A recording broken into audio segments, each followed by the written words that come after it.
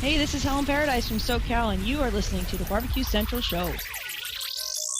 So to get that perfect barbecue, you use wood. Are you sure it's safe? Whatever. We put the lighter fluid on, strike the match, and oh! Should we call the fire department? That might be a good idea. Welcome to the Barbecue Central Show, the show where we talk about all things that are important in the world of barbecue. From big-name interviews with competitors on the barbecue circuit, grill manufacturers and pit makers, to advice on cooking brisket and ribs. You'll find it all right here on the Barbecue Central Show. Your host, Greg Rempe, is a backyard barbecue and grilling fanatic and loves to talk about his passion, which many of us share together. You can learn more about barbecue and grilling by visiting the website, thebbqcentral.com. Now, let's get in the smoke. Here's your program host, Greg Rempe. Hey, gang, welcome to another edition of the Really Big Barbecue Central Show. It's the show that talks about all things important to the world of barbecue and grilling, broadcasting live and direct from the Rock and Roll Hall of Fame city of Cleveland, Ohio. It's rapidly becoming known as the barbecue capital of the North Coast, and we are locked and loaded for another great show. If it has to do with outdoor live fire cooking or grilling or barbecue, anything with flames around it or burning embers or smoking wood, you're going to find it all right here, and it happens each and every Tuesday on these specific media outlets, the mothership, Barbecue Central Radio Networks, thebbqcentralshow.com. Also, live feed exclusive on OutdoorCookingChannel.com. First hour, always carried by the main original syndicate of the show, LATalkRadio.com. And, of course, if you have mobile devices, if you have smartphones, iPads, maybe not iPads. Yeah, iPads, because you can get it. TuneIn Radio is an app you want to get. It's across all platforms, RIM, Android, iOS, other ones that I can't seem to remember right now. But if you have a smartphone, and it's not HP or Windows 7, I believe, you can go into your marketplace and look for TuneIn Radio. It's a free app. You can install it as long as you have a suitable data plan. You will be able to stream the audio portion of the show live right wherever you are, whether it be in your living room, whether you be tooling down the road. First person that calls me tooling down the road listening to TuneIn Radio wins a prize. Just as easy as that. I want to hear what it sounds like. It's like you're listening to me on the real radio, and you're doing it right through the convenience of your smart package. All right, smart package. That's funny. You are locked in for a great show tonight, and let me tell you what's happening. But first, before I tell you who is going to be on tonight, and there's plenty of big-name top men in barbecue industry coming on the show tonight. Two ways to get in touch with the show if you want to do it. 877-448-0433. It's toll free. It always is, and it's always been free, and it's on me. 877-448-0433. Also, Greg at thebbqcentralshow.com is the email address. If you don't want to call in, you'd rather write it out, more than happy to read it. It all gets on the air no matter what. And if you call into the show, there's no warm-up person, there's no screener. As long as you're hearing audio, you're hearing me talking, you're going to be on. Your level might not be up, but when I go to you, just be ready to bring it strong. That's all I ask for. 877-448-0433, Greg at thebbqcentralshow.com. Here's what's happening on the show tonight, coming up in about 11 minutes from now. A guy who has made a number of appearances here in the last 6 weeks, and he just took home the inaugural Sam's Club Invitational World Championship Series of the Universe. Joe Beelan from Tippecanoe Barbecue. So we'll be talking to him about that great win. And then, of course, we're heading into one of the biggest events during the course of the season, the Jack Daniels. So we'll see how he is feeling after garnering the American Royal Invitational win, turning around, winning the Sam's Club Invitational in the overall championship, and now pointing to Lynchburg this coming weekend. He's got to be feeling very good about that. 35 past the hour, we're going to be joined by KCBS President Candy Weaver, who also happens to own Barbecuers Delight. You would recall last week we were reviewing a particular event in St. Louis when we had Stephanie Wilson on talking about the event and how it came 10 grand short of the purse. That was announced to cooks 2 hours prior to turn-in on Saturday, and the fallout that has been still filtering out. Did people get paid yet? But more importantly, this is why I wanted to have Candy on. What's expected of KCBS? What's expected of an organizer when these two get together and strike a deal? What can you expect? And perhaps more importantly, what can you not expect from a sanctioning body? Guarantees a purse, non-guarantees a purse, what happens if money falls short, all that good stuff. We're going to talk to Candy Weaver about that. Loading in for the second hour, a monthly guest and somebody I love to talk barbecue with. Your favorite monthly guest and mine, no, not Ted Reeder. He's American, and he is. Meathead Goldwyn is going to be joining me. We're going to be talking about a very unique topic with Meathead from AmazingRibs.com. That is the stall, something that people fear, something people talk about, something that people have hypothesized for these many years, and Meathead has put scientific pencil to paper, and we're going to be talking about that for the second hour as well. So completely loaded. Hey, by the way, Joe Beeland is in. Joe, check it out. I did this last time before you won the American Royal Invitational. Got the Tippy Canoe barbecue shirt on. How about that? I need another one. I got a little paint on it. So it's extra large. Just send it where you sent the first one. So karma is going out to you, Joe, wearing the shirt for you tonight, buddy. Hopefully we can keep this whole ball rolling. We'll be talking to you here in just a couple minutes. So there you go, 877-448-0433. Email Greg at the BBQCentralShow.com. That's how it's playing out this evening. Now, before we get into any of this barbecue bull crap and all this other stuff, I need to make a special announcement. Ladies and gentlemen, 14 years ago today, my wife allowed me to make the best decision I've ever made in my life and married me. 14 years. I think in this day and age, that might as well be 57 years of marriage, and it has been the most glorious 14 years of my life. She has provided me with children. She has provided me with a home. She has provided me with income as I was displaced worker. And still busting it. Actually, me going back to work has actually caused her to probably work at least 10 times harder than she was when I wasn't working. But I love my wife, Becky, who has not made an appearance here on the show. But we've talked about it. We've talked about it now. So she might be on at some point. But I love you, and thank you very much for doing me the honor of becoming my wife. 14 years. I can't believe it's been 14 years. 3 kids, the house, no dogs. We'll get into that maybe in the second hour. But we are back and better than ever. Strong. And what can I say? I love her a lot. And I just wanted to make a special mention that today marks 14 years. One more year will be 15 years as well. You know, I'm a very good mathematician as well. So, Becky, honey, I love you. Thank you. Waving from the peanut gallery. One other thing before we go into break and talk about Shane Draper's rub. It's become apparent to me that I am indeed, as much as I have tried, and I have to tell Craig this when he's on Meathead, I am a snob of barbecue. I hate to say it, I'm a snob. I was in Washington, D.C. this past weekend and ate at a restaurant called, what the hell was it? Red Hot and Blue. Evidently, this is a chain restaurant. I did check in via Foursquare and got some feedback as I was debating what I should have. And I think that it could be some of the worst restaurant barbecue I've ever had in my life. I thought it was going to be at least potentially good. I got some really good immediate feedback, so I went with the dry ribs. I was happy to see they were St. Louis cut style, which is my favorite. Lots of meaty rib meat on the bones.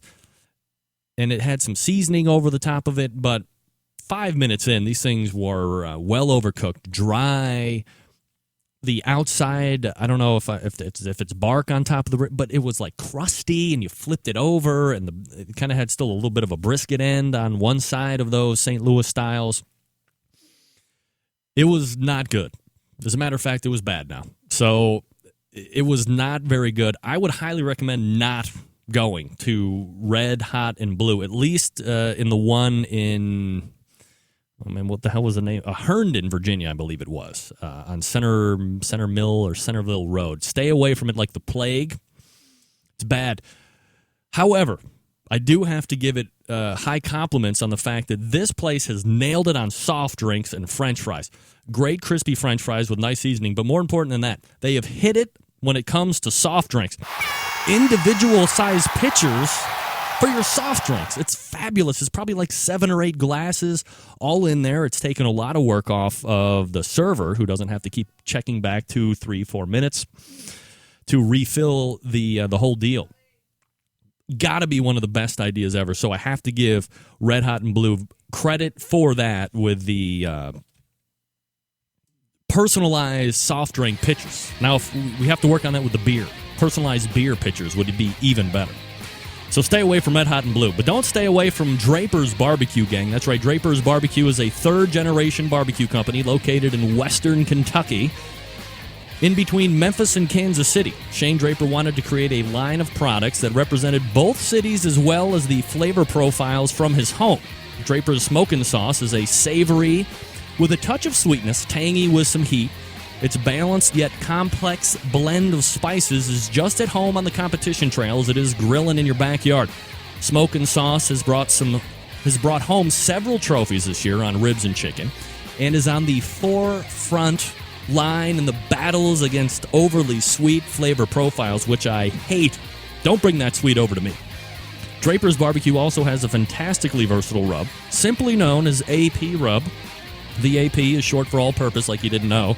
It has a great flavor enhancer on any of these proteins, but it can also be used on popcorn, French fries, salads, onion rings, soups, chowders, Chex Mix, baked potatoes, and in the dredges for frying fish, perhaps even chicken.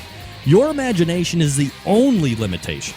AP's rub, balance of savory, salty, sweet, and heat makes it great on virtually anything. Now, the Smokin' Sauce and AP Rub are great products on their own, but look, they really shine when you use them together.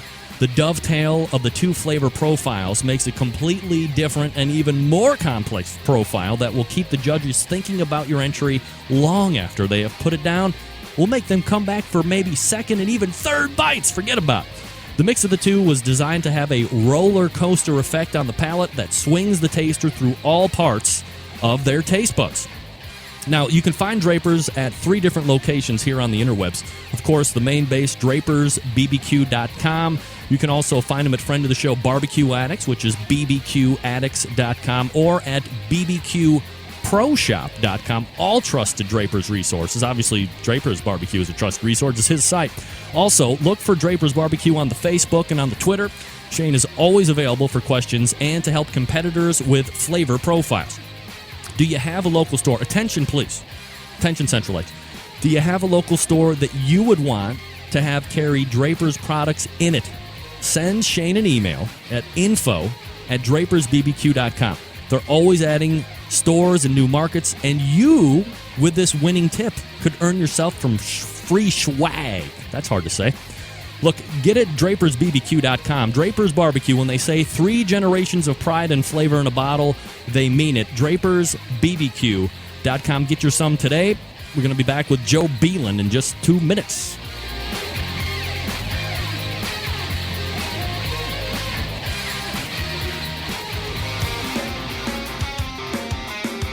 Broadcasting live from the Barbecue Central Radio Network studios in Cleveland, Ohio.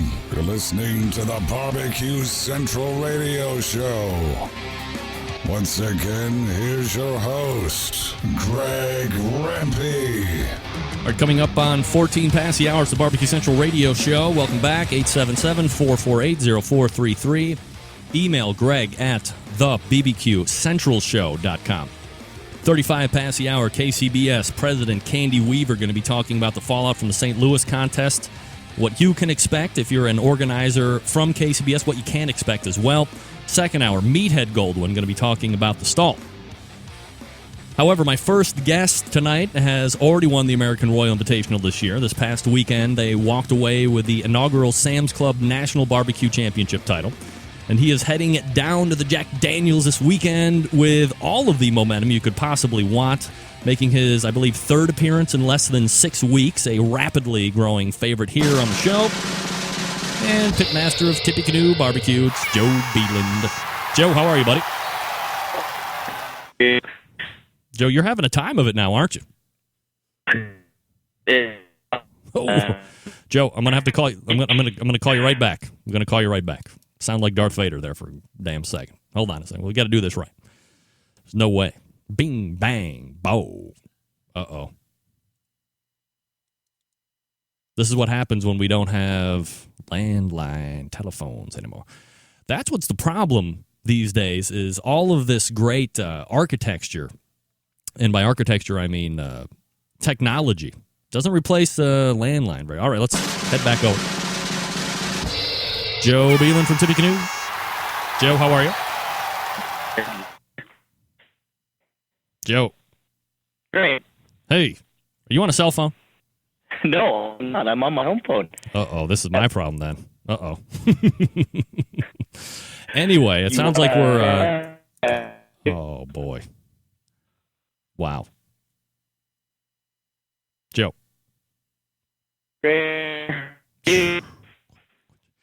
Yeah. All right, let's try this, Joe. Can you? I don't know if you can even hear me, but try this number: 216-220-0966. Call me right back if you can. 216-220-0966, and we'll see if it reverses back. I'll wait for you. We got all the time in the world, Joe. It's not like you just won Sam's Club event or anything. I hope this isn't a foreshadowing on what's to come with the rest of the phone interviews. Hate that. Man, you never know. Look at this guy, Alan Hedrick. Buddy, welcome. Holla and swallow right there, Pitmaster. Joe. Greg, any better? Yeah, we got it, baby. So, anyway, after that hearty intro and I got Darth Vader responses back, man, you got to be feeling it right about now, right, Joe? Oh, man, I tell you, if anybody doubts the power of the Barbecue Central show, Karma is rocking right now, man. I'll take it. No doubt about it. Joe Beelan joining us here from Tippy Canoe Barbecue, just winning the Sam's Club National Barbecue Championship title this past weekend. Joe, Sam's Club champ. Feelings after being away from it from a few days, you know, just kind of the event itself, and maybe give us a path of how you got there. Sure, yeah, absolutely. It was an amazing weekend. It hasn't sunk in. It probably won't until sometime this winter. It's been a run that I couldn't fathom that we could go on. So it's just been fun. You know, our journey through the Sabs was a little adventurous. We started out really well, cooking kind of in our backyard here, up in the suburb of the Twin Cities, up in Minnesota, and cooked really well, and just got our butts kicked by True Bud. The folks are out of the Kansas City area. We got reserve, but reserved by like 13 or 14 points, and we cooked well that weekend, obviously, and that helped get our reserve there and get into the Indianapolis region. Came through the Indianapolis region, which you know, at the time I cooked that contest, I thought was the toughest contest I'd cooked this year. Out in Indy, a lot of really good cooks out there as well. Of course, needed a top 10. Sat through the whole award ceremony without a call in Indianapolis, and get to brisket, and I thought the brisket was on, and sure enough it was. I think we had her tied for first or just missed first, ended up with the second place brisket with a really high score, which carried us, saved us. We ended up sixth in the regional, which of course was the kind of the mission there for those regionals. I don't know how everybody else approached them, but that was our approach that weekend, was don't screw anything up and advance to the final to, you know, be in that lottery, so to speak, of the 1 in 50 shot at 35K, and obviously it went the way we wanted it to. So absolutely. Sounds like a great Minnesota via Indiana via Bentonville, and then walking away with it all. Total prize money within those three, what does Tippy Canoe collect? This weekend was you know, a little, I think it was right at $38,000, and I think we got three out of the other two combined. So yeah, it's a $40,000 adventure in the prize money category. So pretty amazing. Think about that. When I started this 3 years ago, you tell me I could make that money cooking 3 contests, I laughed at you. Yeah, absolutely. Joe Beelan joining us here on the show. Now, let's be truthful here, Joe, because then this is something I wasn't even going to ask about, but since I kind of threw it out there, I figured we'll just follow this road just for a few minutes. $41,000 certainly seems like a lot of money. You do it over the course of 3 different weekends, so I mean you could break it out to roughly $13,000, $14,000 a weekend if you wanted to, because obviously last weekend was a big payout.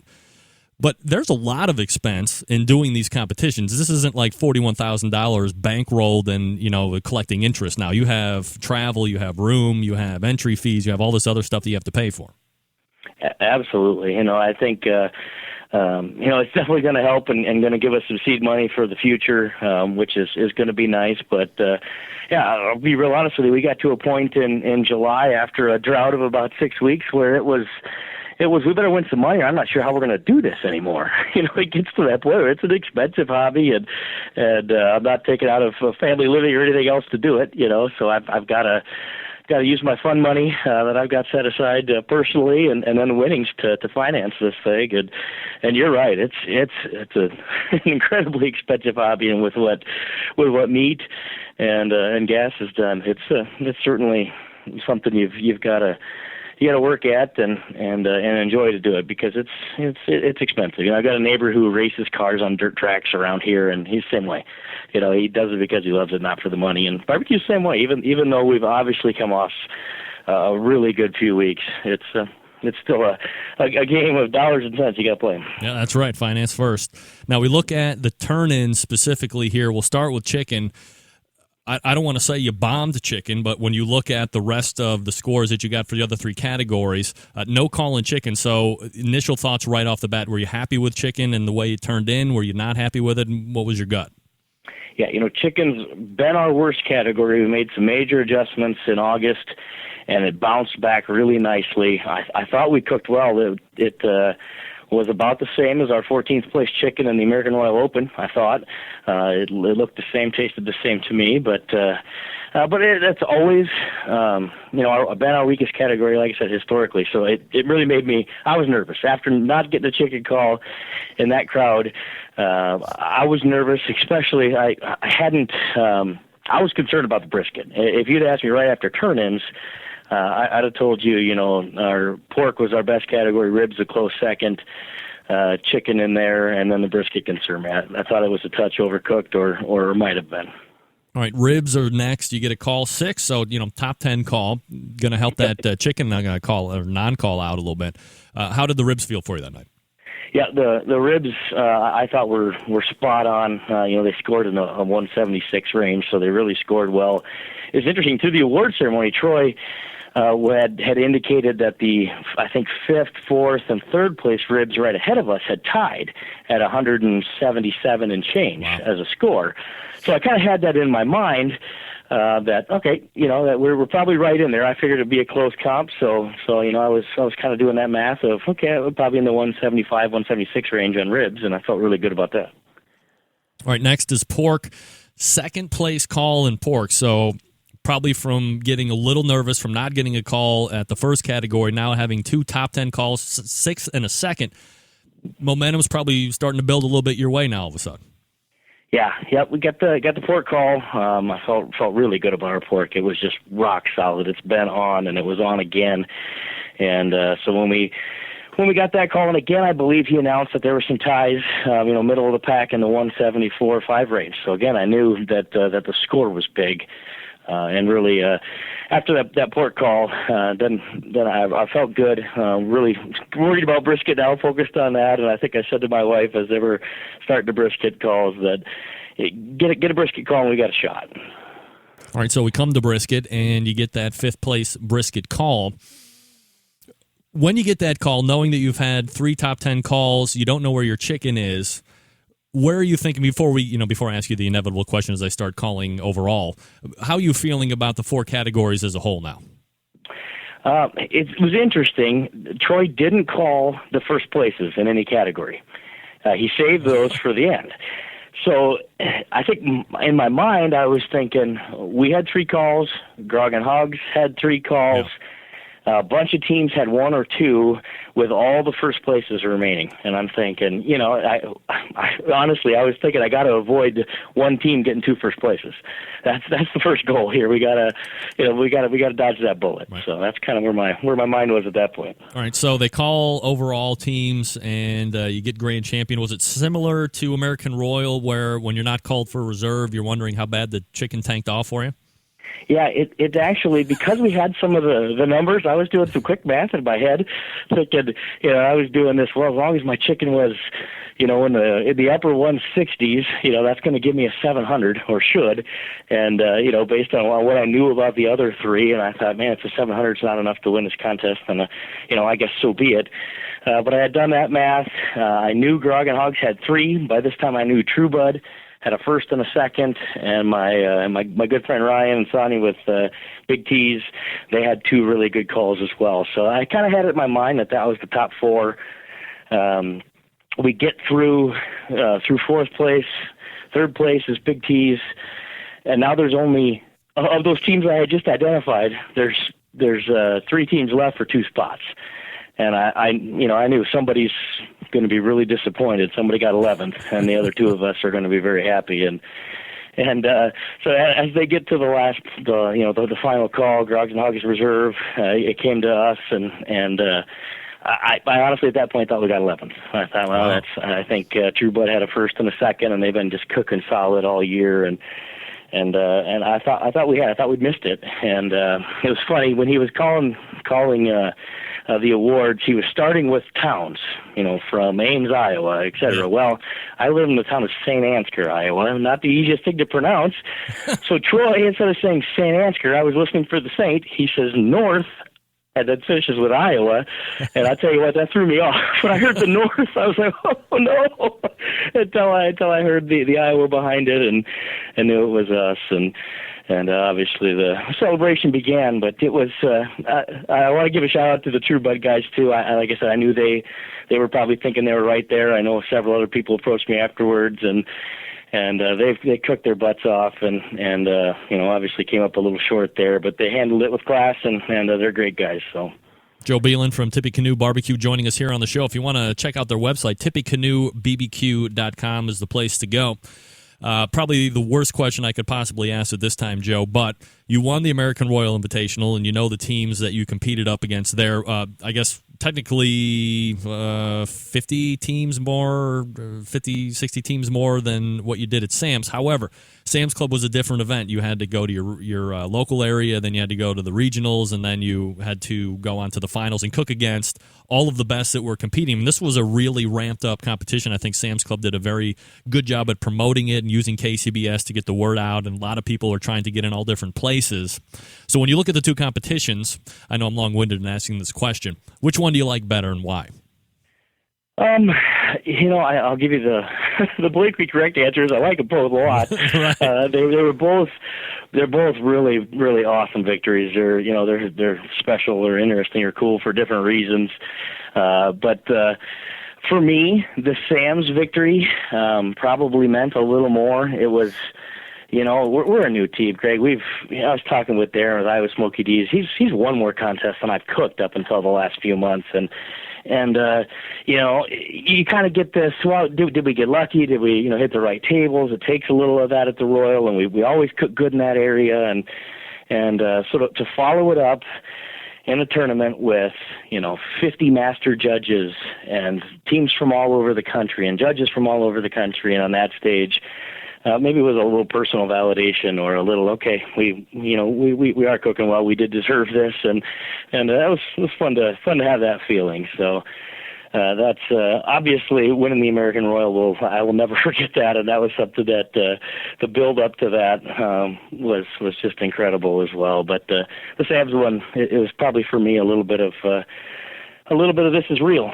So when you look at the list in the finals, and you look at where you were taking grand champion, you look at the bottom, who took last. 49 points separate you at grand champ and last place. Is this like the closest event you've ever been involved in when you look at results from top to bottom?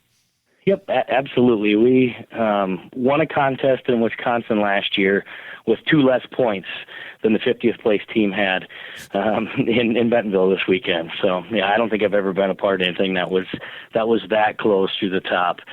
I think 2 points separated third from seventh in the overall. So just incredibly close. Are you confident that KCBS and Sam's are going to be able to build on the success of this inaugural event and draw more teams and potentially more outsider interest at this event? I think so. I definitely see it. They obviously the marketing machine that is Sam's and Walmart. They were out in full force, and they had sponsors there, McCormick's, Tyson's, et cetera, national companies that they support in their stores and support them, and they walked them out at the VIP party and let them all talk and really built the excitement, and they kind of, of course, no official announcements, but they very much indicated they were interested in making this thing bigger and better for the future. More teams, more places, all that kind of stuff kept coming up throughout the weekend. So they're excited about it, which is awesome for competition barbecue. I think this thing could really take off with the excitement they're generating with corporate sponsors with real money to spend to attract our business, people who cook outside. That's really their market, and they see that as if they can teach more people to cook outdoors, they can capitalize on the sales of those folks. So Joe Beeland from Tippy Canoe Barbecue joining us here on the show, talking about the win this past weekend. All right, Joe, so we're building into this coming weekend. It doesn't get any easier for you. Jack Daniels is just a few hours away. You're going to be probably heading down there in maybe a day or two. Given the wins that you've had, Sam's Club this past weekend, American Royal before that, are you feeling more confident than ever about potentially winning the Jack Daniels at this point, or are you thinking that you've started using up some of the wins already? Yeah, well, first off, you can't tell. I feel like crap. Number one, I've too much excitement, too much travel, not enough sleep, and I'm on more steroids than Barry Bonds and Martin McGuire in the late '90s here, trying to get better. So hopefully nobody turns me in for juice into the KCBS. But I try to get over that illness and get ready to rock again. But it seems unbelievable to me that this happened. We've won the last 4 weekends we've cooked. We won 2 grands prior to the Royal. So to think it could keep going is probably unlikely. The Jack is its own animal. There's so much going on there with the teams that are there, and the quality of competition, and everybody's going to bring their A game. So obviously couldn't feel any better about the way we're cooking. But I'm not foolish enough to know there's not a lot of things going on there that, it's going to take a heck of a good cook to win that thing. Will you make any chicken changes before you head down? Yeah, I think we are. We're going to do a slight adjustment in some sauce, just from a gut feeling I have. So we're going to see if it pays off or not. All right, and final prediction. I asked you the last time, you bumped it up 5% from 10 to 15. You won Sam's this past weekend, Joe. Are you bumping up your prediction for winning?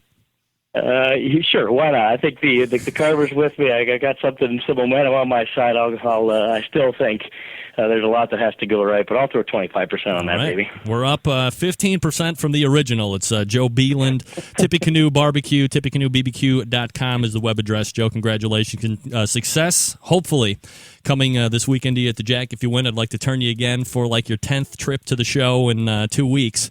But we wish you good luck, and always appreciate the time. Thanks, Greg. Good luck to everybody out there at the Jack this weekend. Have a safe trip, and we'll see you Thursday night. All right, there he is. It's Joe. Who's cooking hotter than that guy right now? And I'm not talking hot and fast. Watch out for him. But he's right. Jack Daniels is a different monster.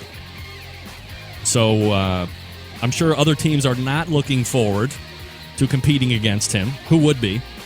But we'll see how it goes. Definitely momentum on his side. I wouldn't want to be the guy that is pitching my tent next to Joe Beeland and the team at Tippy Canoe, that's for sure. Again, quick reminder about my friends over in Warminster, Pennsylvania, the longest-running sponsor of the show, the Barbecue Guru. That's right. Makers of automatic temperature control devices. They have 4 to choose from: the Procom 4 wireless, the Cyber Q2, the DigiQ DX, and the Nano Q. But they also make a great cooker called the Onyx Oven. Now, this is a cabinet-style smoker. It is ridiculously insulated, which means that it is fuel efficient. Look, we want hybrid cars. We want to insulate our homes to keep heat in. We want everything to be efficient. We replaced our windows. Why wouldn't you do yourself a favor if you're in the market for a cooker, whether you be a competition team, whether you be like me, a backyard hackadamic ramic? I just made that up. Don't anybody use that. I just made that up. I'm going to trademark it overnight. Sons of bitches. Why wouldn't you take a look at the Onyx Oven? You go to barbecueguru.com. That's bbqguru.com. And then read about all the features and benefits of this cooker. Then you need to call in to Bob or solicit him by email and get your pricing, see what it's all about. Here's what I like best about the Onyx Oven. It is highly portable. So if you're a one-man competition cooking team, and a lot of teams are, you have the ability of breaking it down and putting it in your trunk or your minivan or your pickup truck or whatever it is, probably 2 or 3 for that matter. And you can go ahead and just be a one-man crew. Easy to lift, easy to go. Now, maybe you're a backyard guy looking to start feeding the neighborhood. You want to do some catering gigs on the side. This thing has the capacity to hold a ton of food, more than enough than what you're going to need to feed your block party or a birthday or a bach mitzvah or whatever the case may be.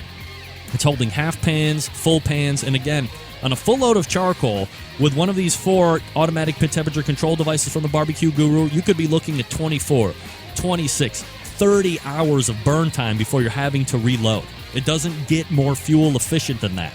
That's what I'm talking about, and that's why you need to go to the Barbecue Guru to check it out for automatic pit temperature control devices, cookers, other accoutrements that'll make your barbecue and grilling life easier. You find them online at bbqguru.com, bbqguru.com, or you call them toll-free on the telephone, 800-288-GURU.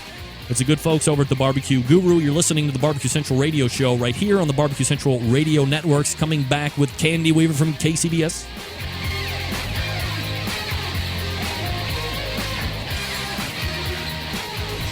Get in the smoke. Call 877-448-0433 to get on the air.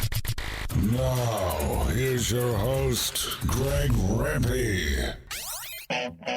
Big B, Moonshine Band, and Suburban Boys Records. Let's go! I'm an outlaw. Give me 2 shots. We don't need a radio. Bring a jukebox for my outlaws. Bring me 3 shots. We can raise hell before the speed stops. I'm a whiskey drinking SOB. If you don't like that, then you won't like me. I'm an outlaw. Oh, that's right. We're all outlaws. Little Moonshine Bandits, in case you were wondering. We had Big Tex on the show like a month. Was it a month ago now? Big Tex was bringing it. Yes, that's not Colt Ford rapping right now. He does it in the back of the 3rd verse, I think. Colt Ford. Check him out. Thanks again to Joe Beelan from Tippecanoe for joining us here on the show, talking about the Sam's Club win. That was awesome. Who's hotter than him right now? I don't know who's hotter than him. However, as promised, joining me now to talk a little bit about the St. Louis event that took place 2 weeks ago, but more on KCBS side of things and what one can expect when getting sanctioning from this organization. It is none other than the current president of the KCBS, owner of Barbecuers Delight, friend of the show, Candy Weaver. Candy, how are you? Candy? This is not good. Candy. Yeah. That worked well. Get that big stuff out of here. All right, we'll try it again. Hold on a second. How can I not be calling? Am I not able to call out? Have I been put on restriction? Oh, shysters. That's not a good sound. All right. And I always hate to start. No, listen, Frank. I'm going to watch all the porn I want. I'm a man. I'm almost 40. Who is she on the phone with? Who in the is she on the phone with? Mother. You're going to pick up that phone and answer it, or you're going to be in some deep It's just a little fun. I'm not really swearing. Well, all right. So anyway, we were talking with Candy Weaver on the clock.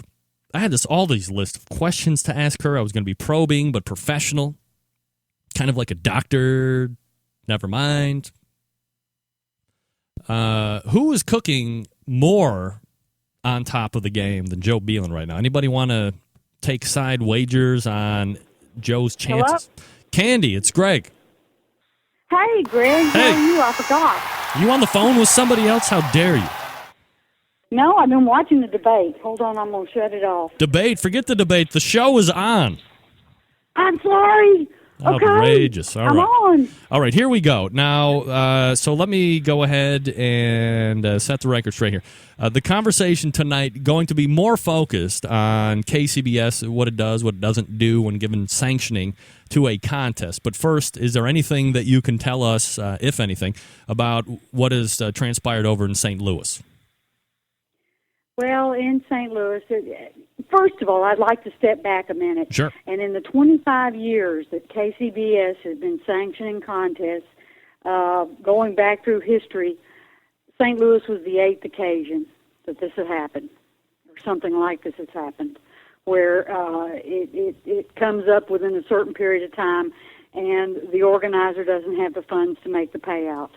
You know, over the past course of time, the 30-day window that, hey, you've got to have it within 30 days, you can't make changes over 30 days, or you offer all the teams their money back and an opportunity to withdraw from the contest. So basically, right now, we're in a time period where the organizer said that he would come up with the rest of the money and pay the rest of the teams, and that's where we are. There's All right. a 30-day window. Okay. He said that he would come up with the money, and we're giving him those 30 days. Candy Weaver joining us, president of the KCBS.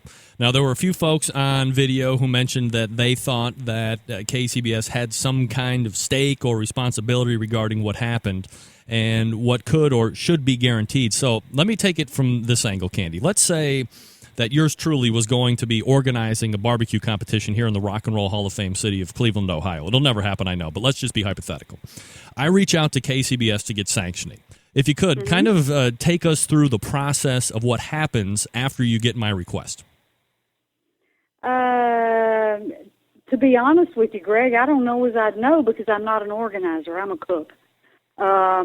Yes, but if I'm an organizer and I'm trying to get... they fill out a sanctioning agreement. They find out what it's going to cost them as far as the rep fee and any expenses that there might be, and available reps for the time period that they're going to have their contest. And a rep is assigned. Basically, KCBS brings to the table for an organizer an established set of rules that work. It brings trained judges that know how to judge barbecue, hopefully, by the rules, and a number of teams that follow in the KCBS circuit. KCBS warrants to that organizer that they will conduct a fair and above-board contest for the competition and to assist however it is to make that happen. All right, Does that make sense? Yeah, so let's say, am I supposed to be telling KCBS at some point, here's the amount of prize money that I'm going to have? Does KCBS not even care about that? No, KCBS does care, and yes, contests do state, here's our money, here's how we're going to pay it out. You know, there is a requirement that contests pay the top 5 places. Frankly, in my opinion, I think if a contest is over a certain size, I'd like to see them pay deeper into it. Mm-hmm. But that's just because I'm kind of a deeper into it cook. Yeah, of course. Now, is there any type of guarantee that KCBS and the organizer make in case something like this is to happen, or is that not the case at all? The contest organizer submits a piece of paper that is a prize guarantee.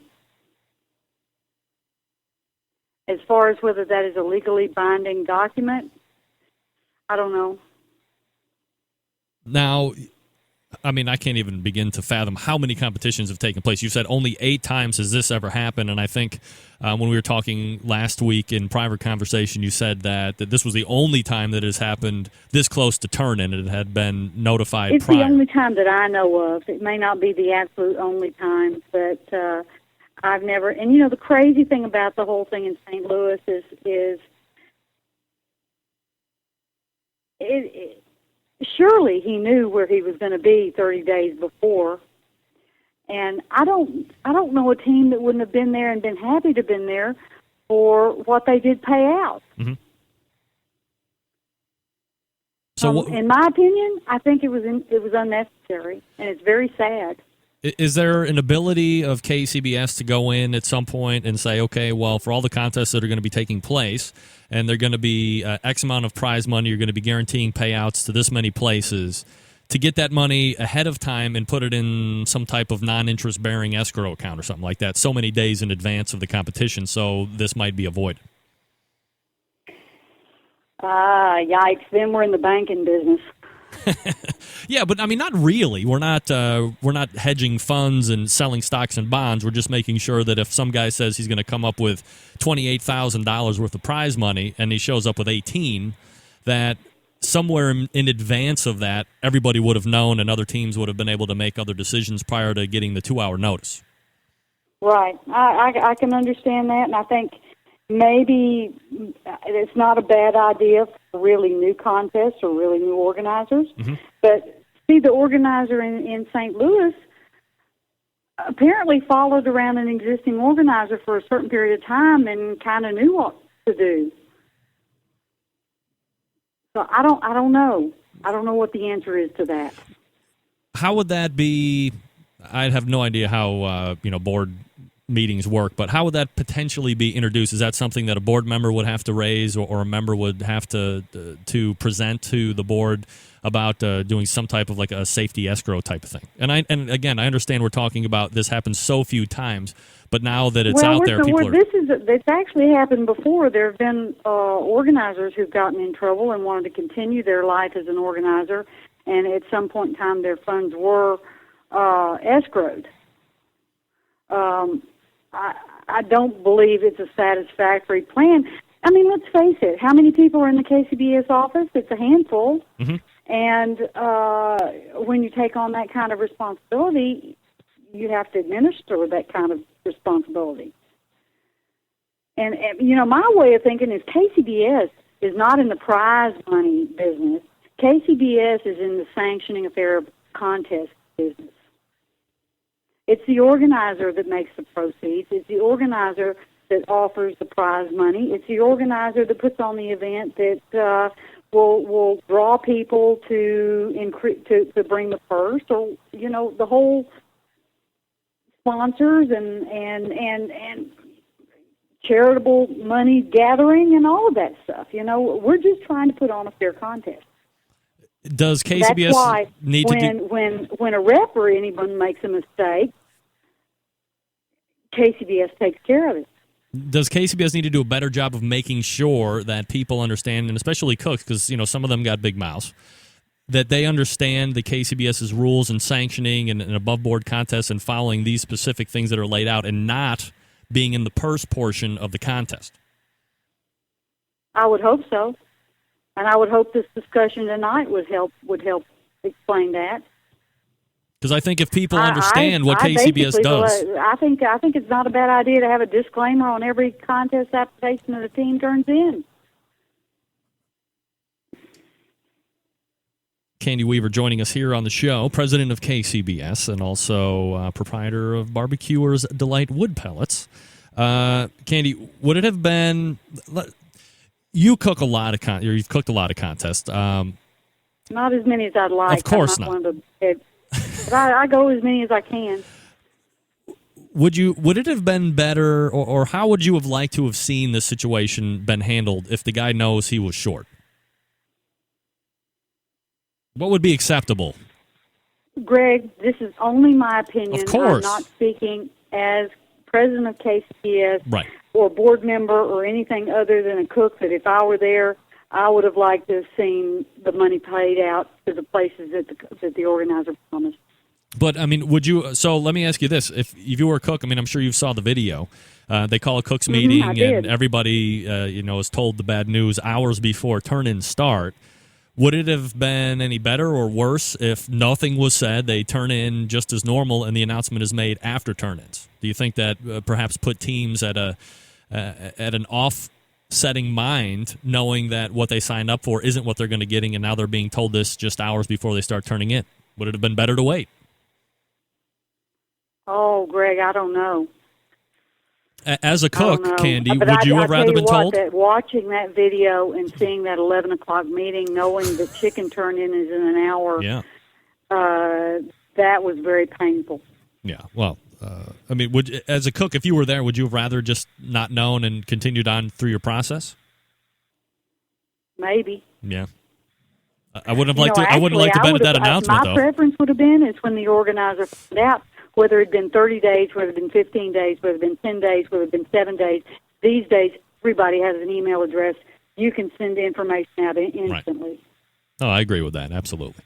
Candy Weaver joining us here. Comes down to the fact that it's not going to get any better the closer you get into when you give the awards out. Right. I think people might have gotten more angry if they'd have waited till the awards and expecting a check for $15,000 and got $1,000. Yep. Or $1,500 and got $100. You know what I mean. Absolutely. Candy Weaver joining us here on the show.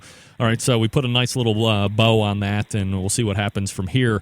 Just got a few seconds left, Candy, but what's anything new or things you guys are hashing out with KCBS right now?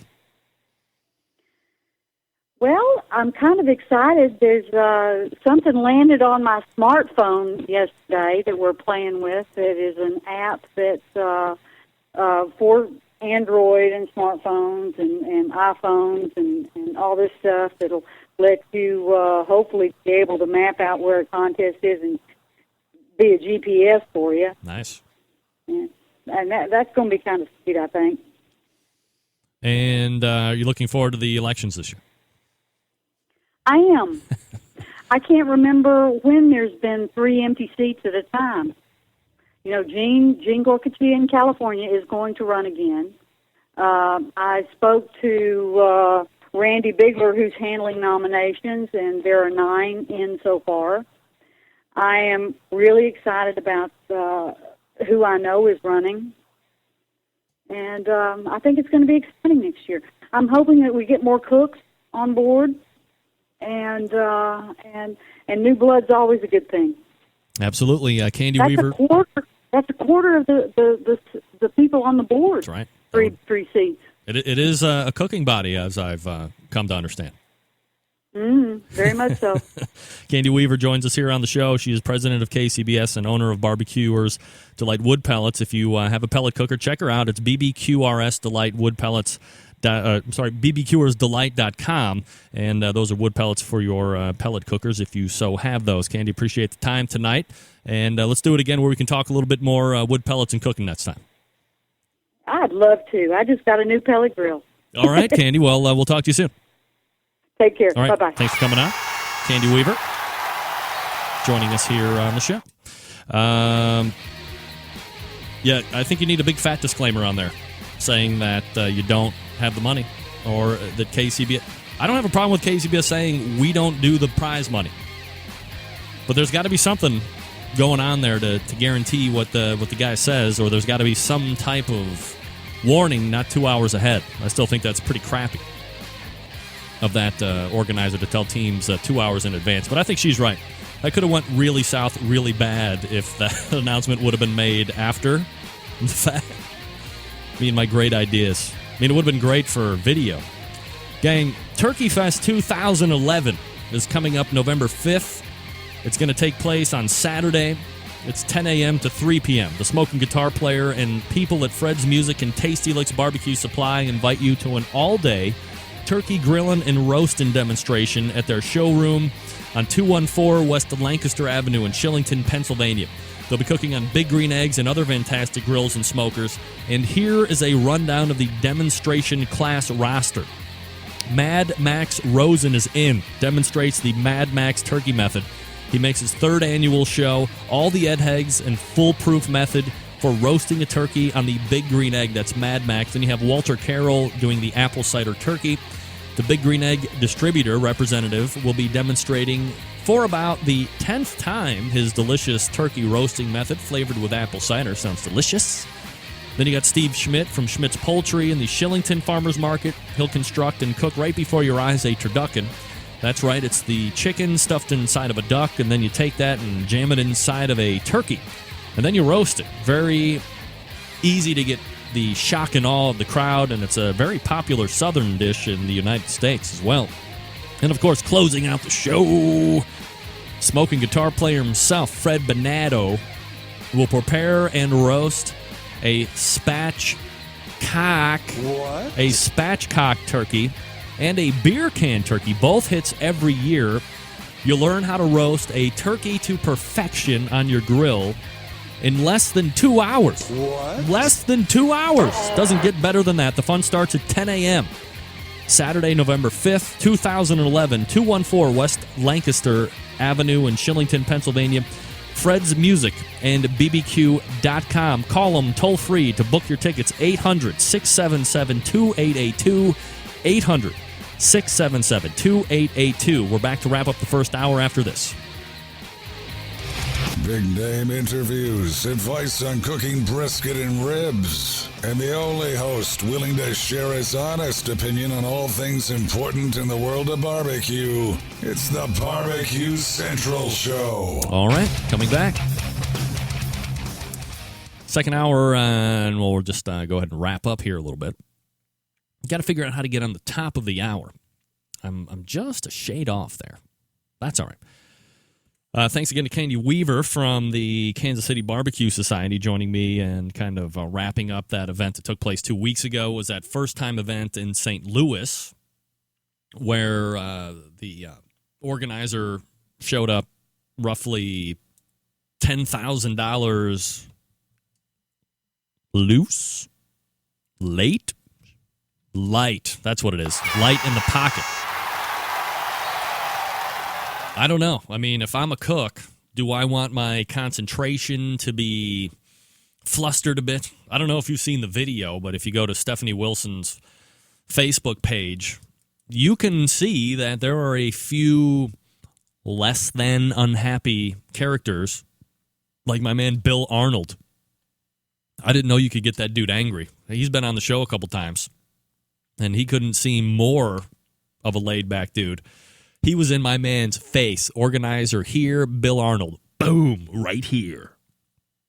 Yeah, he was a little less than enthused about the whole situation. And I think Candy's right. I think if you would have staved off answering or not saying anything until after the awards, you were probably looking for a fist fight at that point. At least they were given some a modicum of advanced warning, knowing that their checks were either going to be in the mail, maybe, or whatever their payout was going to be for that instance is going to be maybe considerably less because of the shortcoming of funds. But look, I'm fine with KCBS saying, look, we're rules. We're going to provide reps. We're going to make sure that everything is done right according to our rules as dictated by BOD and the Constitution and the bylaws and all this other stuff. And we are not a money company. We're not guaranteeing prize money. That is not us. That is up to the organizer. However, there are unsavory characters abound. Perhaps you've heard of the lunch. That's right. The lunch thief who takes your lunch at work. These people are also running among us in general public. Some of them are probably organizers looking to pocket some fat cash off the backs of some other people. So there needs to be some type of law, some type of regulation in that. If KCBS isn't going to do that because they don't have the manpower, I don't know. There's going to be gray area there for sure. If nobody is there to hold the organizers' feet to the fire and the sanctioning body that is putting up the rules and the reps and making sure that everything is above board and the rules are being followed to call that a KCBS competition. If these two aren't intermingling somewhere, if there isn't another body of whatever making sure that this organizer has his money, you're going in with a crapshoot. Not everybody's going to sit there and have the testicular fortitude to let you know in advance that what you signed up for. And look, Stephanie said months and months in advance sometimes you're signing up for these competitions. That $28,000 prize purse is nothing to sneeze at now. I don't know if you've bothered looking into the results of KCBS and FBA and seeing how many, $28,000, $30,000 prize contests there are. That's not like the norm. The norm is like 10,000 or 12,000, not 30. So be aware, be very aware. So there's got to be some way of holding the organizer accountable. And if KCBS isn't going to do it, who is going to do it? Escrow account so many days in advance guaranteeing prize money, or emails being sent out to teams saying, look, something has changed here. Something has to be like, to me, that doesn't seem that hard. Why wouldn't you want to do that? All right, we're going to go into the second hour here. We're going to do a deck chef, Kent Whitaker deck chef. And then we're going to come back with a second hour. I'll probably have an opening take about something not related to barbecue. Maybe related to barbecue, I don't know. And then we'll have Meathead talking about the stall scientifically. He blinded me with science. All that and more, plus your phone calls if you want to weigh in, 877-448-0433. You can also email the show, Greg at thebbqcentralshow.com. You are listening to the Barbecue Central Radio Show right here on the Barbecue Central Radio Networks.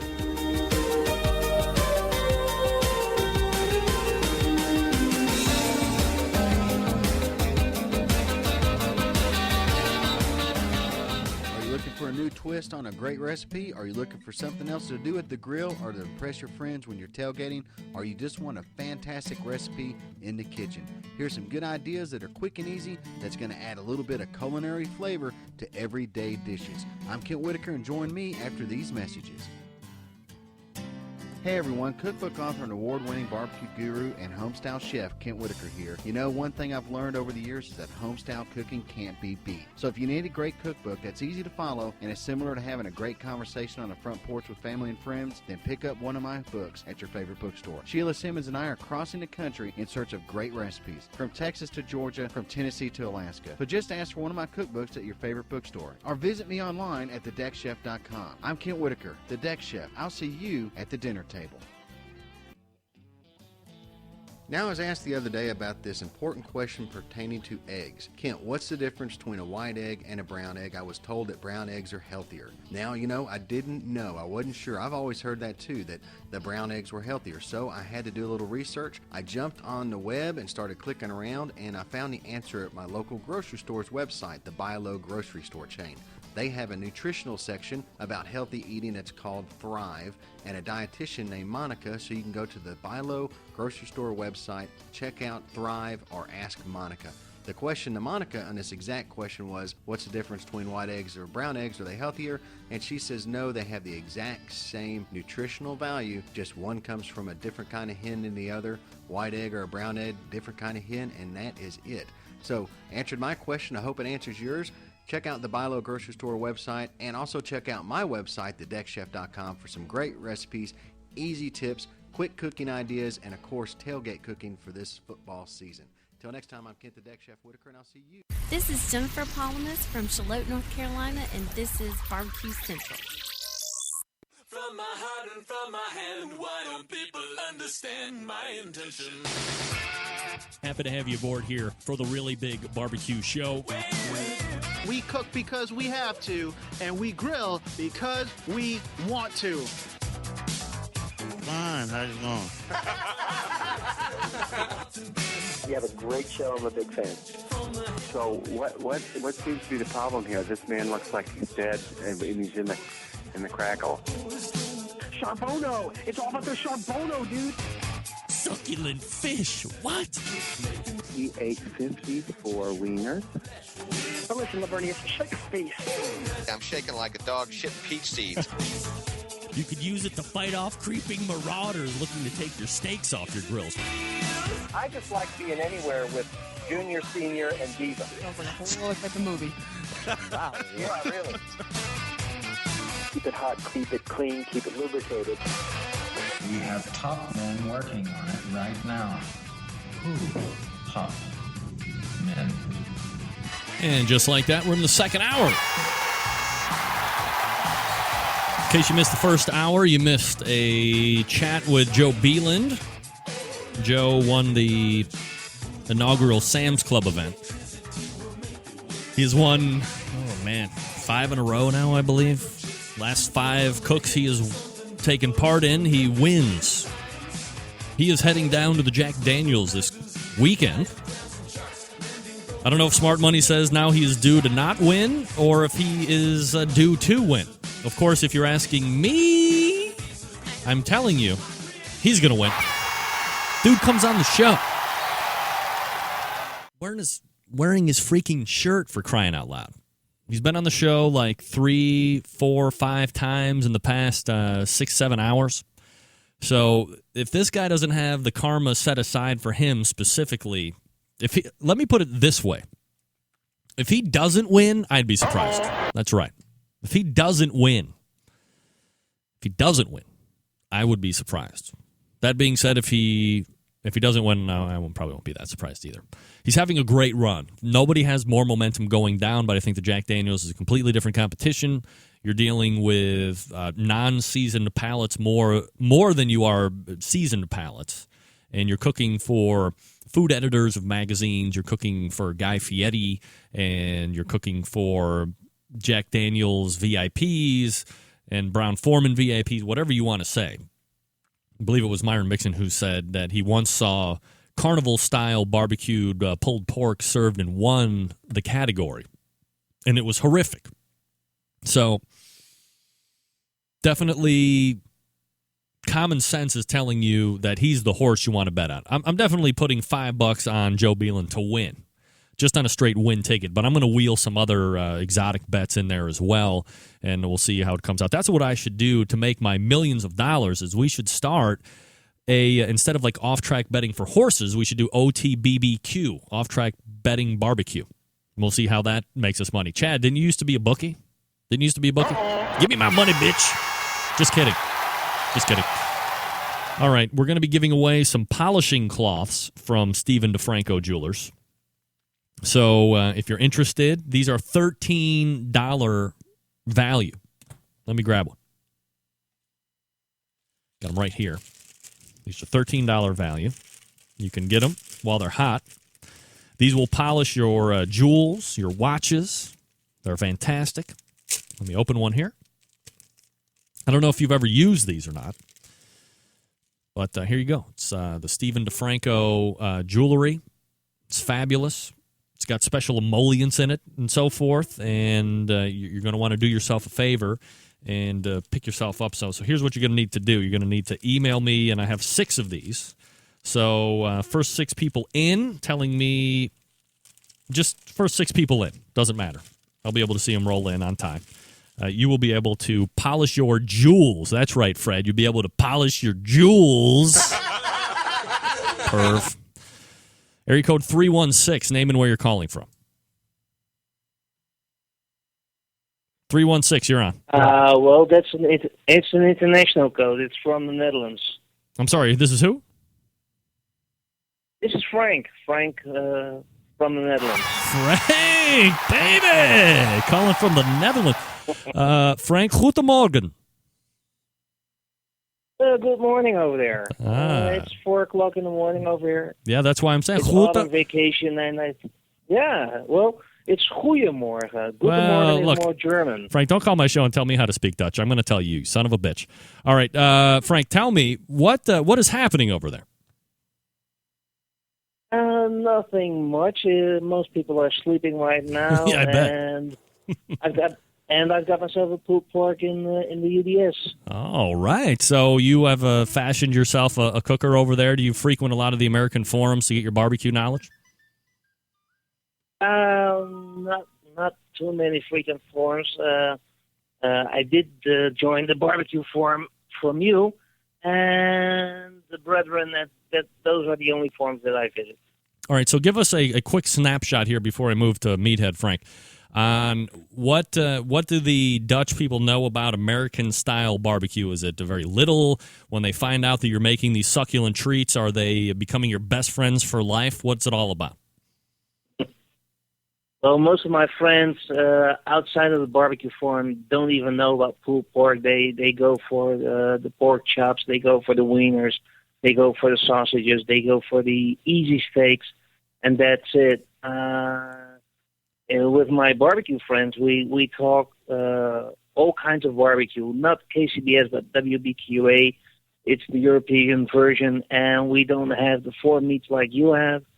But next year there will be a KCBS judging seminar, and there will be a KCBS sanctioned event, and the winner of that will be an automatic qualifier for the Jack next year. Is that something that you're going to be taking part in, Frank?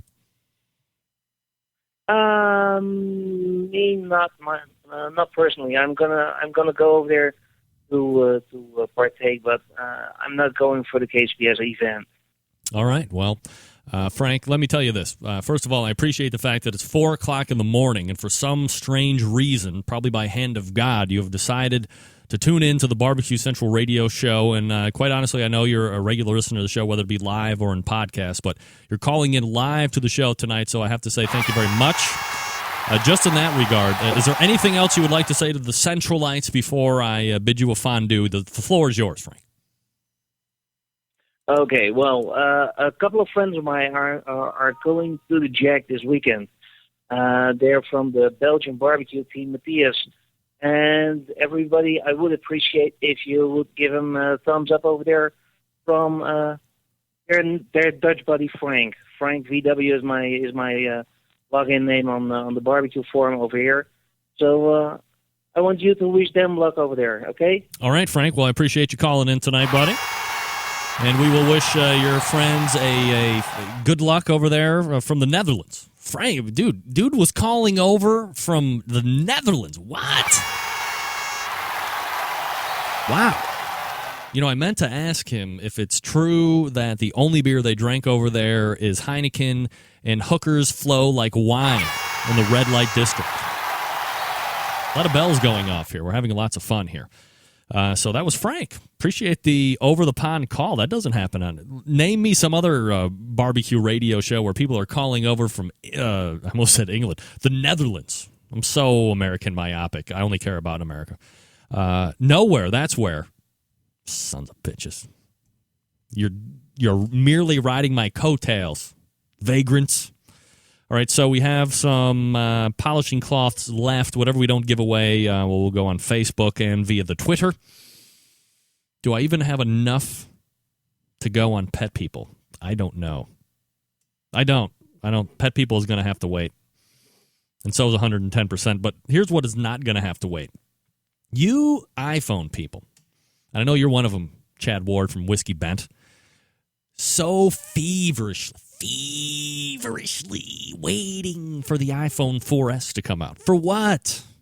Hey, loser. It's the same thing as the 4, except now it costs $100 more and it has a very annoying personal assistant. She thinks she knows more than you. If you ask her where she was made, she's going to tell you. If you tell her you love her, she'll say things like, you don't even know me. Bitch, I didn't ask if I knew you. You're a freaking phone. I'll slam you down on the ground and put my foot in you. Phone lady. You have been duped, friends. It's only got 512 megs of RAM in there. I know it's got a better back camera than the 4 does and all this other stuff. You would have done better to continue to hold off for the next iteration, the one that will change the game, the one that might actually make me an iPhone user. Right now, I am rocking the Galaxy S2, which is phenomenal. It's fast. It is razor thin. It's got a 8-megapixel rear. It's got a 2-megapixel front. So eat it, iPhone 4S. You overpaid for nothing. For what? For some computer to yell at you and tell you how stupid you are? Call into the show. I'll tell you how stupid you are. Idiot. Let me tell you who's not stupid and who's a great barbecue cook. Dave Bosca from Butcher Barbecue. That's who. Stoners, put the doobie down and listen. Butcher Barbecue Brisket Injection is the best tasting marinade deemed by highly skilled and qualified judges from barbecue cook-offs sanctioned by various barbecue associations. Probably KCBS, doesn't guarantee prize money. And from around the United States and Canada. It's a simple-to-use marinade designed to be injected into the meat to increase the moisture while intensifying the natural beef flavor. That's right. Also, time has come to earn some money. Dave was approached to help with this program, and they're proud to announce Butcher Barbecue and the National Barbecue Association. They're teaming up. The NBBQA launches Competition Contingency Program. The National Barbecue Association has started our own contingency sponsorship program. If you are a barbecue competitor and you have a current paid NBBQA membership, then you could be set to win some extra cash if you meet the sponsorship criteria. You're going to have to go to Dave's website and check all that out. ButcherBBQ.com. That's ButcherBBQ.com. And, of course, they have that wonderful new product that is changing the barbecue and grilling world. It's putting it on its ear as we know it. It's called Grill. It's fantastic. It's wonderful. And, again, it is something that is going to allow you to add succulence and flavor and change around flavor profiles. And what's best about Grill? Well, two things. One, you can use it as a marinade. You all know how to marinade. You put something in a Ziploc bag, you slam the chicken in there or beef or whatever, and let it hang out overnight, at least for like 2 to 4 hours. Or you can inject it, because we all know that Butcher Barbecue is all about the injections, whether it be for brisket and pork and all that other stuff. He's got injectors, too, if you need them. He's got knives as well. Sharp knives that cut your fingers off. Prime dust as well. But you can do both with Grill, and that's what I love best about it. You throw caution to the wind. You turn the barbecue and grilling world on its ear. You tell everybody, look, let me tell you something. I'm going to do it my way. And that's with Grill. It's a great product. You get a 2-pound bag for $25.50. Dave also pleased to announce that he has worked out superior shipping rates through the United States Postal Service. It's priority shipping for all domestic packages. Now, all cost will be at a set rate. For orders $55 or less, you pay $7 for shipping. All other orders will be $9. It's one more way to trust your butcher. ButcherBBQ.com, sponsor of the show. Check them out, ButcherBBQ.com. We're back with Meathead after this.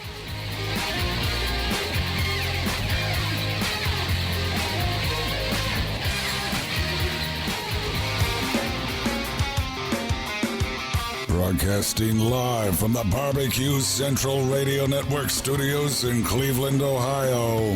You're listening to the Barbecue Central Radio Show. Once again, here's your host, Greg Rempe.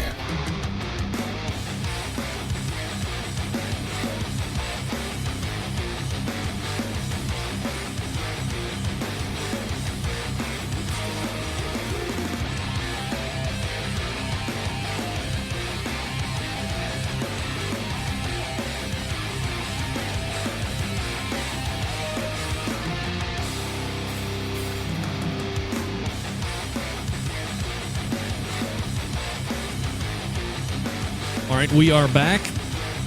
17 past the hour. Craig Goldwyn on the clock. Obviously, I'm not very happy with him because I said Craig. Look, it's very simple. I ask you to do the show because I think you can bring something to it. And then you just don't make it. Who the hell is watching a friggin' debate? Debate over what? Get that big stuff out of here. The debate should be, should I watch Rempe on the video feed and watch his ridiculous facial expressions and see how emaciated and cancer-like he looks as a human? Or should I listen to him on the audio side and just conjure up visions of a handsome, robust, muscular individual who has a golden throat, a set of pipes, the likes of Frank LaFontaine? But no. People debate over injecting or not injecting. Debate over how soon or not soon to rub your butts before you put them on a cooker. Are you letting your meat sit out hours in advance because you're throwing caution to the wind and you don't care about getting bacteria and dying and puking your brains out? Or are you being safe? These are things we need to have debates about. Politics. Look, hey, guess what, folks? Newsflash.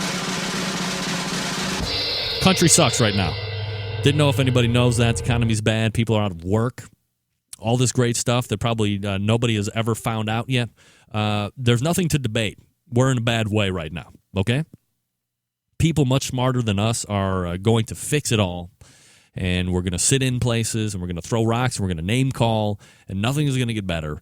And this is the state we're in right now. So something has to change, of course. So there you go. Waiting on Meathead to talk 877-448-0433. Greg at the BBQCentralShow.com. Forget about Joe the plumber. You know what I'm saying? Chad, that's exactly what I'm saying. I can't even call people to prank them. That's what, you know. Look, I have to show my political idiocy. What debate is on tonight? I was so entrenched in depth with the show and preparing and making sure that I had all of the proper accoutrements and questions to ask my guests. I have no idea what's going on. If it's not phone related or related to barbecue, I don't know what's happening. Okay? What debate? What's going on? Is it a Republican debate or a Democratic debate or whatever? I don't even have any idea what the hell is going on. All right, look, fine. Just more time for me. Losing time. This was going to be a great segment. Segments, actually. 2 segments probably. Where Craig had actually put down and broke down scientifically what the stall is. Now, I'm no barbecue expert, but I will field questions from time to time on why my brisket has reached a temperature and then it's stopped, or heaven forbid it has started to back off a few degrees. Why did that happen? These are things that I've never really decided that were pertinent to me to look any farther into than just asking something on a message board and getting a reply back. Look, it's the process. It's when the magic happens, blah, blah, blah. Just wait through it. Eventually it'll work itself out, and then you'll start to rise again. And sometimes the stall is longer than other, and there you go. Fine. I'm good with that.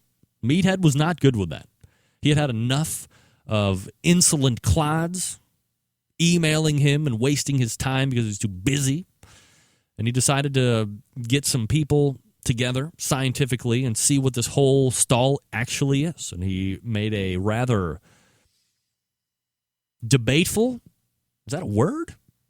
Made a rather debateful post on his blog. So if you haven't seen it, AmazingRibs.com. I believe it's under like tips and techniques or something like that. Worth the read. Some people do not agree. It sparked a huge thread over on Barbecue Brethren. Go chase that down. bbq-brethren.com. Go into, I believe it was just under the general barbecue section.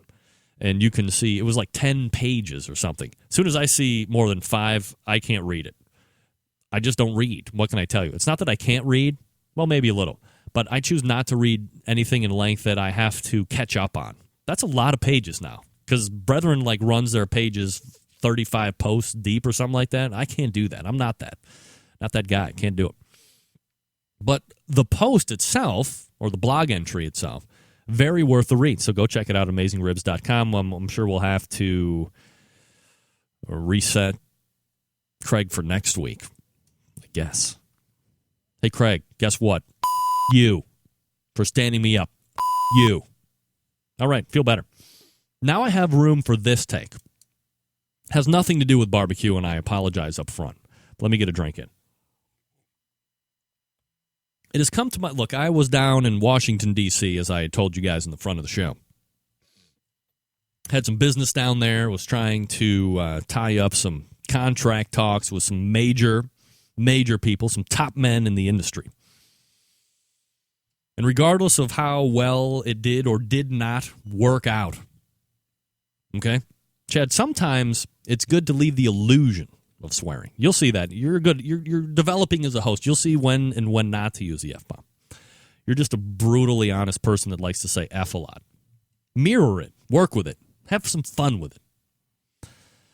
So I was down in the nation's capital talking with top men about potentially syndicating the show and working up contracts and all this other stuff. And we were also going down to visit my wife's sister, who lives just outside in Herndon, where I ate at that horrific restaurant, Red Hot and Blue. And she, potentially my fault, a little bit, they have pets. Okay, they have a couple dogs, they have a cat. I hate cats anyway. Who cares? I'm just not a pet guy. I don't have any pets. Had a dog growing up. I was ambivalent to the dog. I don't care. I'm not against people that have dogs. That's fine. Have your dog. That's cool. There needed to be a dialogue or potentially a more in-depth dialogue than maybe what took place. With my wife of now 14 years. Did I mention that it's my 14th anniversary today? Getting it on. Getting it. And my sister-in-law about my kids who are just, I hate to say it, they're pussies. They're scared of everything, and especially dogs, which is fine. I mean, kids this age, 10, 8, and 6, it's not like, unless you've been raised around them, you're innately scared. They're a little startling. They can be intimidating, especially to a 6-year-old. You have I think it's a full-blood German Shepherd. It's like 100 pounds. It's a very intimidating dog, even to me as a grown-ass man, let alone somebody who, dog's bigger than the kid. So we get down there, and evidently there wasn't enough dialogue or enough understanding between the two ladies on how this whole thing was going to go down. So when we got there, dog's very excited, kid's very excited, all of this stuff. Little one is not taking so well to the German Shepherd, which is understandable. The dog looks intimidating. You've seen German Shepherds. They look like they could bite your throat out and would be happy to do it. I'm not saying this dog is that dog, okay? Just going off of looks, they're intimidating dogs. That's why police use them and why you use them as guard dogs. They like to, be all intimidating. Kind of like me. So, after about 4 hours, the dog had the little girl backed up into the corner. She was a little spooked out. And this is where I have to start separating now. There's two kinds of pet owners I have found out now. And I'm going to explain them to you here in a second. But here's what happened. We were there no longer than 4 hours. That's right. No longer than 4 hours. We were packing up and we were heading out. No. Get that big stuff out of here. What happened, you might ask? Well, let me tell you. At some point in time, my in-laws also came down. They were bringing some stuff down for my sister-in-law. And the kid was freaking out about the dog, which I completely understand. I was sitting on the couch. I didn't actually see it happen. Blah, blah, blah. My mother-in-law tells my sister-in-law that she should crate the dog up because, freaking the kid out. Well, that was not good enough for my sister-in-law. She was very upset with the recommendation that she cage the dog, that she didn't feel that the dog was doing anything wrong. Nothing was happening. The kid was just scared. And, the kid was kind of running around and the hands were up in the air and it was drawing attention to it. Marley was drawing attention to herself and that was exciting the dog and this and that and the other. Well, look, she's 6 years old. Her hands are going to go like this. She's going to be running around. She was just in the car for 7 freaking hours when we were driving from the Rock and Roll Hall of Fame city down to the nation's capital to visit with top men the following day. She's going to have a little excess energy to burn off. She's scared of freaking dogs. So here's where the dialogue potentially didn't take place. What happens when or if 1 or 2 or 3 girls become fantastically afraid of the dog? What happens then? And then we can make our decision on where we want to go from there. Evidently, that didn't take place. So when my mother-in-law made the suggestion to crate the dog, my sister-in-law just blew up about it. We packed up. We were out of there. We were like, I've been here. Now I've been here. We were out. So there you go. We were there, and then we were not up in there. And what I have come to surmise after evaluating something that had to take place that we didn't figure out taking place. We didn't expect to have to go then stay in a hotel room for the next 2 nights while we were down in D.C. We were there to visit, my sister-in-law and her husband, who I love. And it didn't work out that way. And here's what I've come to surmise, folks. And you guys on Instant Chat, you feel free to weigh in and think if my two, these are pet people, pet guys, if you want to call them. You have two versions. The first version is this pet person. They have pets. They may or may not be related to you. You may or may not be driving far distances to visit them. They are pleased that you are bothering to make the trip down. And they will go over and above to accommodate you, somebody who does not have dogs in their house, somebody who has small children and could potentially be intimidated by any type of dog, whether it be a Shih Tzu, I didn't use the beep there, Chad, or a full-blooded or Rottweiler or Pit Bull or anything in between, Bull Mastiff, English Mastiff, whatever you want, whatever dog you like. But they are under the impression right off the bat that they will go over and above. They will be extremely hospitable in the fact that if something is going awry with your children and the dog, they will put the dog in a cage, or perhaps they will even offer a front to put the dog in a kennel for the 2 days that you're going to be there. So there isn't any of this potential ickiness that actually transpired when we were down there with my sister-in-law.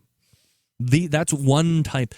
That's, I don't want to say polite pet owner, but that's somebody that realizes that the human interaction of not seeing you and making the effort to get down there, and we're all going to have a good time together. We're going to see United States. We're going to see Washington, D.C., all of this great stuff together as people. And again, I might be coming off as a little anti-pet, but I'm not. But they're going to go over and above to make sure that the human aspect is preserved, and they can forego the pet interaction for 24 hours or 48 hours or whatever the case may be. That's pet owner number one. I know a lot of those pet owners. I appreciate those pet owners. Then there's pet owner number two. Get that big stuff out of here. You know who you are. Because if I didn't just describe you and you own pets, I'm about to describe you. And you're probably not going to like me very much. But guess what? I don't care. I really don't. Because I understand. In the core of my very being, I understand that you love your pet potentially more than humans. I've heard people say it all the time. I love my pet more than human beings. I'd rather be living with pets and animals than humans. Well, you say that until you actually have to go out and live outside and eat dog food and lick your ass and balls. Then it's not so fun anymore. Then it becomes very real, and then you want to live with other people in a house and eating food like steak and hot dogs. Not licking your balls and ass. Because you can, right? Because why does anybody do anything? Because they can. Dogs lick their balls and their ass because they can. Okay? There's no other reason. There's no other reason. Anyway. You, secondary pet owner, love your pet, and you have no idea. You are clueless. You are aloof. And you can't understand why anybody could even be remotely afraid or intimidated or standoffish to your pet. I'm not talking about, cats. Maybe if you have an allergy to a cat. I was once scratched in the face by a cat. I just hate cats. All cats should die as far as I'm concerned. I don't like cats. But I like dogs. I'm a dog guy. I like dogs. I'm not going to own one, but I like them. Neighbors have dogs, had a dog growing up, all this great stuff. But when the dog is not jiving well with the human element that is in the house, this type of pet owner, part two, thinks that the foreign people that are in the house, this is something that they're going to have to get used to and have to accommodate with. Now, in certain instances, I'm not necessarily unrelenting to that fact.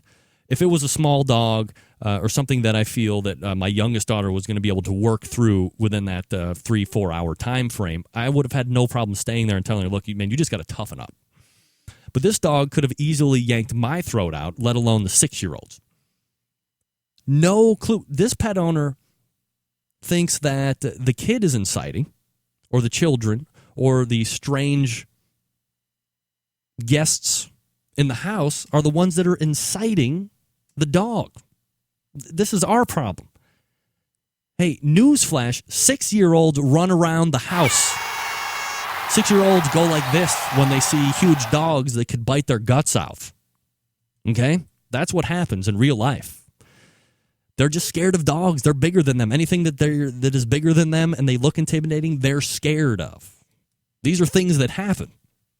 So when you then decide that it's the human element that is being the issue, the only thing that is going to change the mind, and I'm not even sure this 100%, the only way that they're going to go ahead and put their dog away or make any type of adjustment separating the dog and the human element here is if the dog is actually growling or, heaven forbid, takes a strike at one of the kids or one of the adults for that matter.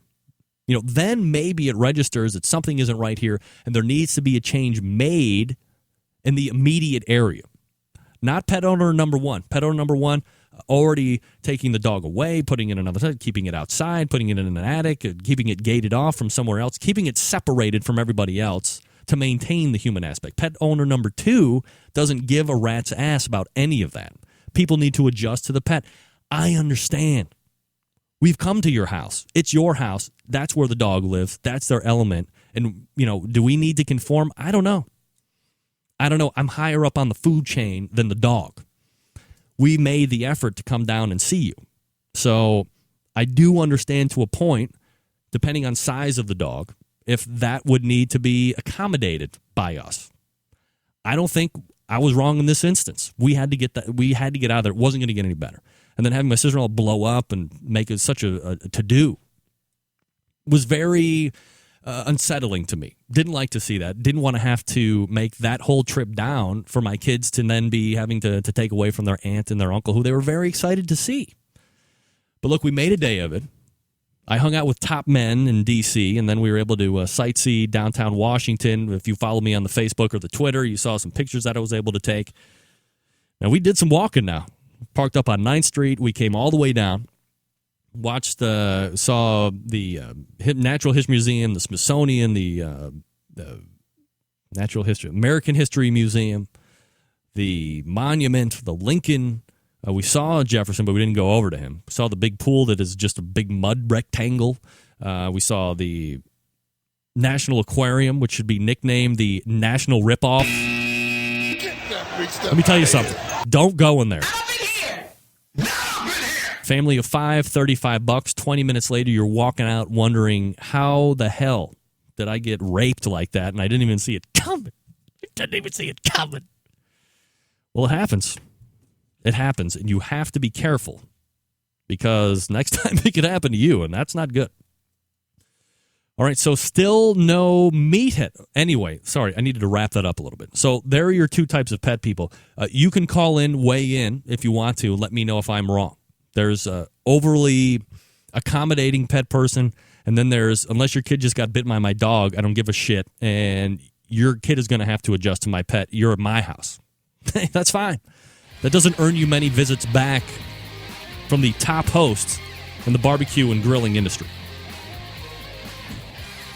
Gang, quick reminder about a guy who was just in the house last week. Stephen DeFranco Jewelers. First of all, go to the website if you haven't already. Barbecue Central Radio Networks. Then go down, scroll down to the banner. It's called Stephen DeFranco. Click on that. Steve has gone through painstaking lengths to put together a barbecue landing page for the Central Lights. I think he even uses the term Central Light there on the landing page. Letting you know that he's a barbecue guy. We talked about how he got in the jewelry business last week. We talked about how he got into this whole barbecue, how he picked out his pit, classes that he has taken, experiences he has had. He's one of us. But more than that, he's a guy now that we can say, hey, we know that guy in the jewelry business. He's got all of his stock now in for the holidays, all the new Accutrons, all the new Bolovas, the Citizens, and the Philip & Company watches. They're right there in the store, ready for you to purchase. He's got Christmas layaway available at no extra charge. There's nobody doing layaway anymore in this country. Stephen DeFranco is doing that. If you find a watch for your honey, hell, if you find a watch for yourself, like Steve said, as guys, we don't really bling out too much. Get a watch, man. Do yourself a favor. Lay it away, pay a little bit at a time. And then wrap it up and give it to yourself. Be all surprised on Christmas. Like, oh, who got me this watch? Oh, that was me. I'm awesome. Tell me you wouldn't want a sweet-ass Accutron around your wrist. So when you got your call to win that category or that overall grand championship, You can walk that aisle in style and profile, baby. Woo! Like the Nature Boy. That's right. Nature Boy wears awesome watches. You can too, and you can afford it. 30% off if you mention my name, Greg, and the term Barbecue Brother. It's on the Accutron line of watches. This is the last week we're doing it, so if you spotted one, take advantage of it now. Pick it out, call in, tell them you want the 30% off Accutron watch, mention my name, Greg, and the term Barbecue Brother. You get an extra $50 off, plus we'll ship it to you free no matter where you are. Free batteries for life, a whole watch maintenance program that you're not going to get anywhere else. He's got a bunch of other stuff in the store, too, that you can see online. Buy with confidence. I have bought a number of things from Steve.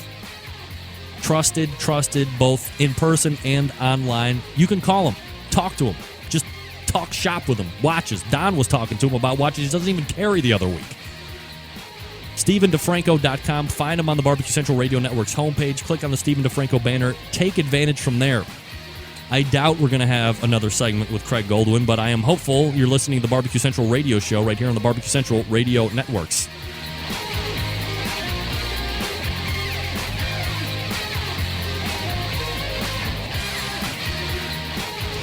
Big name interviews, advice on cooking brisket and ribs, and the only host willing to share his honest opinion on all things important in the world of barbecue. It's the Barbecue Central Show.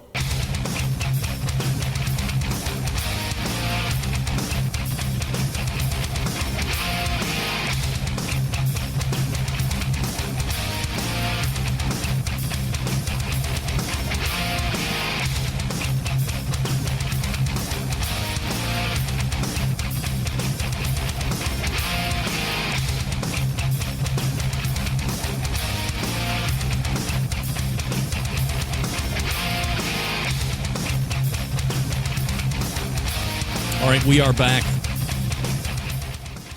Let's go to the hotline and pick up Craig Goldwyn. Yeah, nothing. Get that big stuff out of here. 2 words, rat bastard.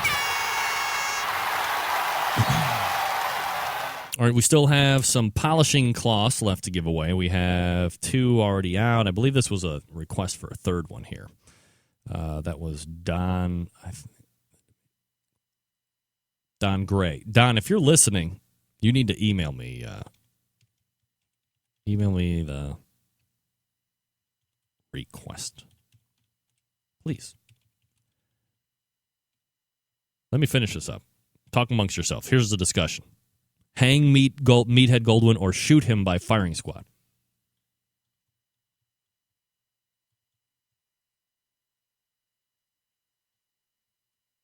All right. Hang. Yeah, don't worry. No more dog talk. But what do you want me to do? Talk about the stall method? Guess what? I don't have the stall method. It's will cross pet people off the takes list. You might be wondering, how does he come up with these fantastic rants about stuff? Well, the mood just hits me, and then I got to write it down. Because guess what? Probably like most of you, I forget a lot of stuff. I probably got a whole bunch of great rants that I've never even done because the moment they hit me until I can find something to write it down, and I know the Galaxy S2 does have some type of a voice recorder, but I don't like to have a lot of crap on my phone. Let me show you here. I like to, have my nice wallpaper be unobtrused. I don't want a lot of stuff on my homepage. I don't have stuff over to the left. I don't have stuff to the right. It's just one thing. But I might have to do that. Might have to use voice talk on this Google, what the hell is this thing called? Galaxy S2. Better phone than your iPhone 4S. Lemmings. All right, so we're looking forward to a fantastic Jack Daniels weekend that is coming up. There's a huge field, and we're very looking forward to seeing who is actually going to come out on top of that. And we'll have to hang tight and see. It's my opinion, and I thought I saw somewhere Somebody said that the Jack Daniels this year was a KCBS sanctioned event. I believe that is incorrect. I don't believe that the KCBS has ever sanctioned the Jack Daniels. I don't believe Brown-Forman would allow that to be a sanctioned event, to have KCBS be able to put its name on something that it has really grown over the last, I think this is the 27th year or some shit like that. But they do allow their judges to come in. They do allow a panel to come in and train the judges that they have invited especially for this magical event that takes place towards the end of every October. They are sworn in as judges, yet it is not a KCBS event. So, okay, here's Chad Ward. It is on their website, yes, but the white meat requirement on chicken should make it non-KCBS. Yeah, well, well, hold on a second here. I'm going to go right to the event. Third and Jack Daniels.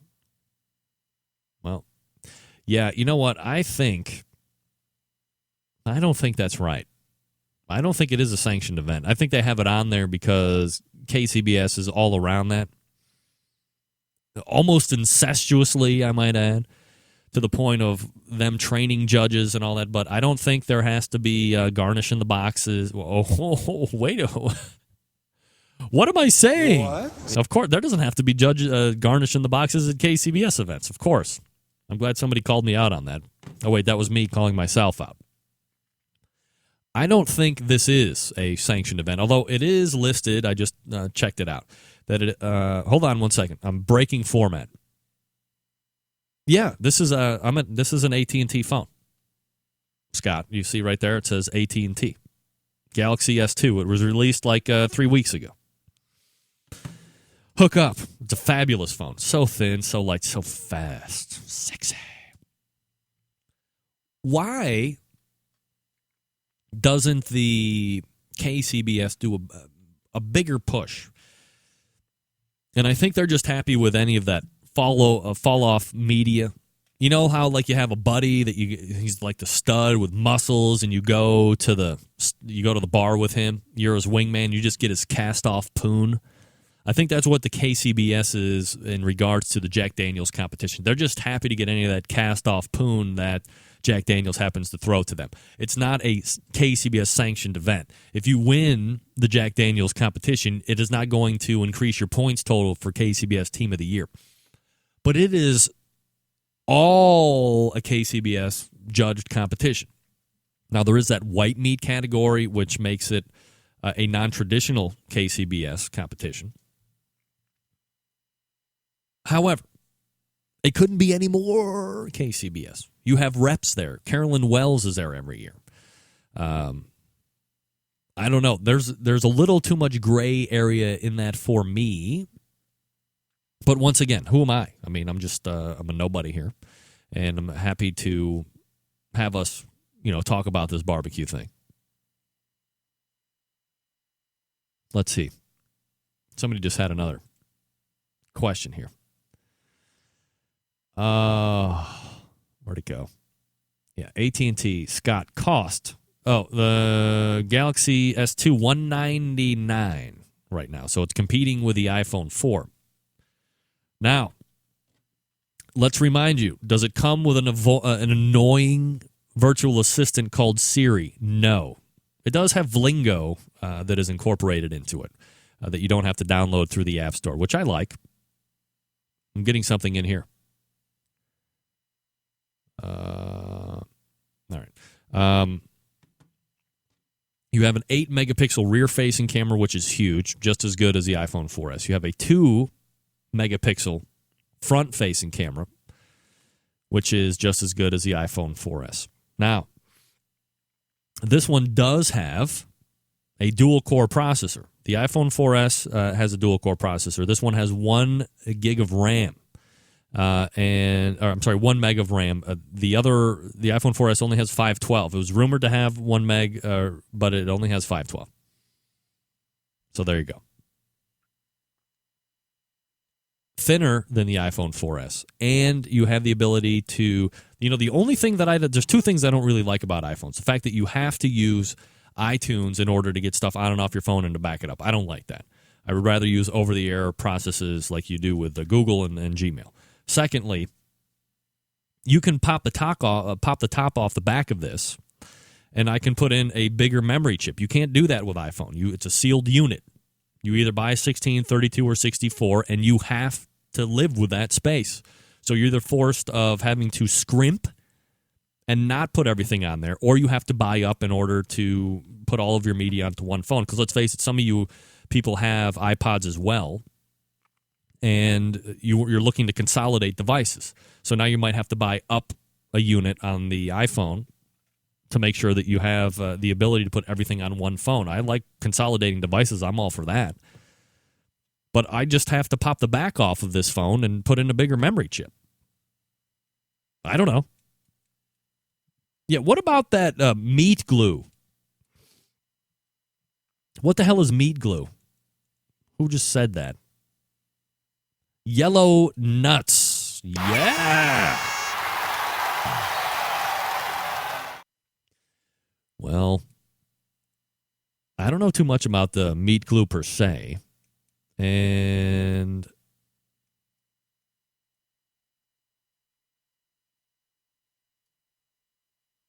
does anybody know about meat glue?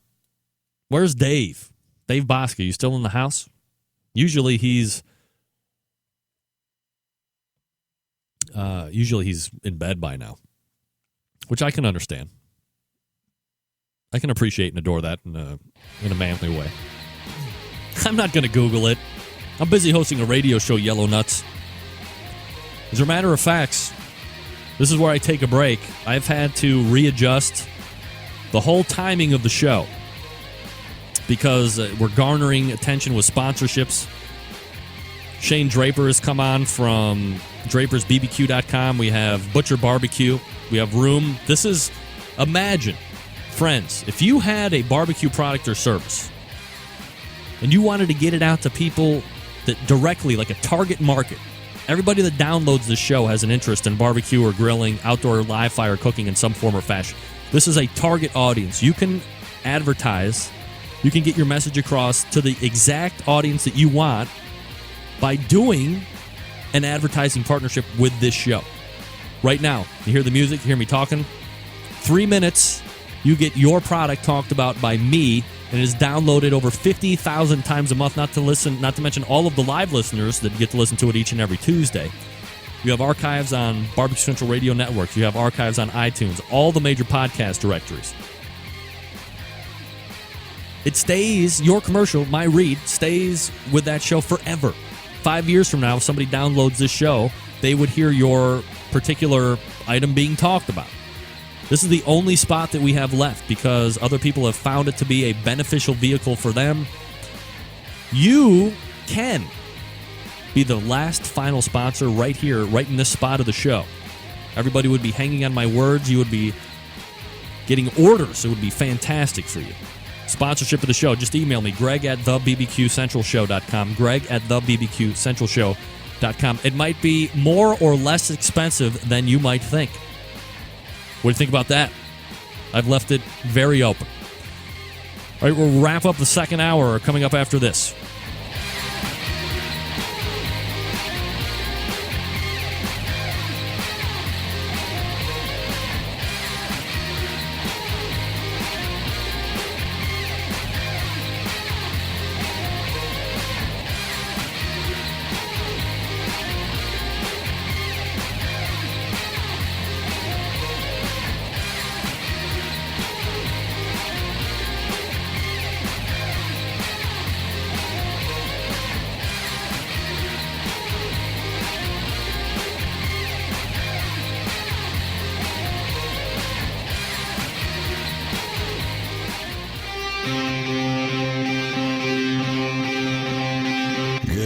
Smoke. Call 877-448-0433 to get on the air. Now, here's your host, Greg Rempe. All right, we're wrapping up the second hour. This is where I tell you that Craig Goldwyn has been a great guest. You should visit AmazingRibs.com and taking your reaction on the stall. Well, guess what? Didn't happen. Get that big stuff out of here. Yellow Nuts, you need to call into the show, and we need to hash it out. I think you'd be a good guest. Yellow Nuts. Is that what it is? Your dog lifts his leg, but he can't get that urine stream over his ball sack, and he goes pee-pee on his testicles? Got to be it. 877-443-0... What the hell? 877-448-0433. 877-448-0433. Look at Don G. This guy, man's man, Don. I got to be honest. And I don't mean that in a weird way. Here's obviously what was it? Blood glue? Many pitmasters have long... Oh, see, hold on. Many pitmasters have long believed that the stall was caused by... Oh, now hold on a second, Don. I thought you were doing meat glue. Son of a bitch. I'm not going to... I already read that. The point is we were going to have the guy that put in the time and effort on the show. It is Tuesday, right? God, man, I got to be honest. I'm a little pissed off right now that I didn't get my second hour in. You had to suffer through my dog-hating post rant. And the fact that I was quoting Scott some Galaxy S2. Scott, if you're still interested in the phone and you have AT&T service, I can actually upgrade you at my store and I can ship you the phone for free. And if you don't like it, you can just take it back to your own corporate store. Hook your brother up here. Just get in touch with me, Greg at thebbqcentralshow.com. If any of you have AT&T phone service, this is so shilly of me, I can do an upgrade for you. I can waive your upgrade fee. Just let me know. I'll save you the $18. And I can, as long as we have the phone in stock that you like wherever you are, we ship it to you free right overnight UPS. No problem. Well, it might not be overnight, but we'll ship it to you for free UPS. And that way we can both help each other out. So it's interesting to see that you guys had to suffer through, all of that. So I would imagine that next week's show will look something like a regular contributor to the show in one segment, and then probably a rescheduled Meathead Goldwyn, but maybe not. He's very busy. This is typically the only time of the month when he is able to free up time from whatever he does and join me. So I would love to get that conversation in about the stall because he did put a lot of time and effort into bringing that to the masses. And we'll probably have a Jack Daniels winner.